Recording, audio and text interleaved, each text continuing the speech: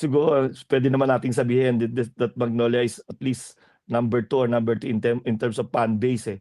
'Di ba? Yes, Talagang madaming fans. totoo. Siyempre alam naman natin ang Ginebra ay number 1, 'di ba? So Yeah. so sa ano na 'yon, sa aspeto na 'yon, I'm trying my best also to communicate to the fans talagang, kung meron mang gano'n, na-entertain natin sila.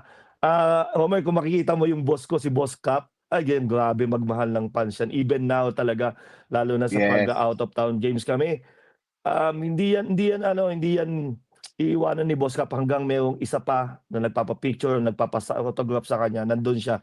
Actually, tinutulak na nga namin yan para at least umabot kami sa dinner namin o kaya makauwi na kami. Oo. Talagang very kaya best example talaga si Boss Cap sa lahat ng players kung paano niya i-entertain ng fans. And ako, gano'n, even kahit saan, kung meron man kailangan natin 'yan, eh. 'Yan ang bumubuhay sa PBA, eh.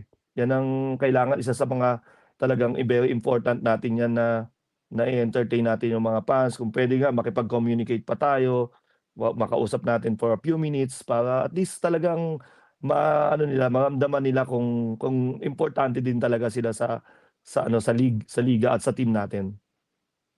For the information of our fans, uh, those who do not know, Boss Cap is Alvin Patrimonio, the captain. Yes, yes. Siya kasi Yes. siya yung GM ng Magnolia, and I have an experience with that.